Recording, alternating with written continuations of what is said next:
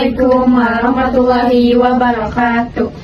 Perkenalkan, teman di kelompok 5 dengan saya Amelia Fahaira. Saya Nela Dwi Ramadhani. Saya Salsa Putriani. Saya Regina Devkania. Dan juga ada Alwi.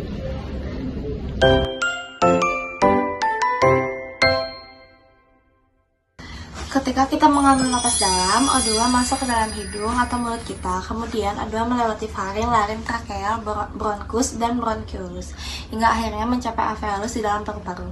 Di alveolus, O2 bertemu dengan darah yang mengalir melalui pembuluh darah kapiler. Hemoglobin dalam darah mengikat O2 dan membawanya ke jaringan tubuh. Sementara itu, CO2 yang dihasilkan oleh sel-sel tubuh sebagai produk sampingan metabolisme diangkut dari darah dan bergabung dengan udara yang akan dikeluarkan dari tubuh melalui ekspirasi. Ketika kita mengeluarkan nafas, CO2 keluar dari paru-paru dan melewati bronkiolus, bronkus, trakea, laring, faring, dan akhirnya keluar dari hidung atau mulut kita. Proses perjalanan O2 dan CO2 di dalam tubuh ini sangat penting bagi kehidupan kita.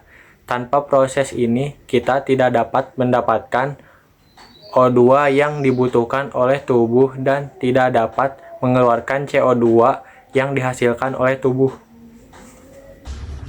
Namun, ada beberapa gangguan yang dapat terjadi pada proses ini, seperti asma, bronkis, pneumonia, emfisema, dan anemia.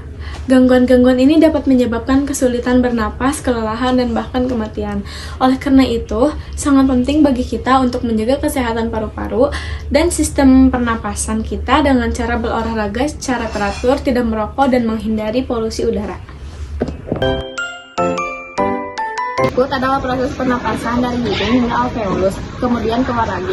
1. Udara masuk melalui hidung dan melewati rongga hidung. 2. Udara kemudian melewati faring, yaitu saluran yang menghubungkan hidung dengan laring. 3. Udara melewati laring, yaitu saluran yang menghubungkan faring dengan trakea. 4. Udara kemudian melewati trakea, yaitu saluran yang menghubungkan laring dengan bronkus.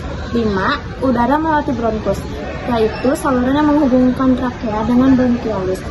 6. Udara kemudian melewati bronkiolus, yaitu saluran yang menghubungkan bronkus dengan alveolus. 7. Udara mencapai alveolus, yaitu pantul udara di dalam paru-paru, di mana terjadi pertukaran gas O2 dan CO2. Selanjutnya ada proses keluar. Yang pertama ada alveolus, CO2, yaitu CO2 dan udara yang tidak diinginkan keluar dari alveolus.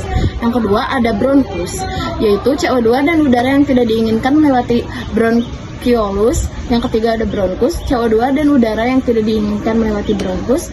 Yang keempat ada trakea, CO2 dan udara yang tidak diinginkan melewati trakea. Yang kelima ada laring, CO2 dan udara yang tidak diinginkan melewati laring. Yang keenam ada CO2 dan udara yang tidak diinginkan melewati faring. Yang ketujuh ada hidung atau mulut, yaitu CO2 dan udara yang tidak diinginkan keluar dari hidung dan mulut. Berikut beberapa penyakit pernapasan.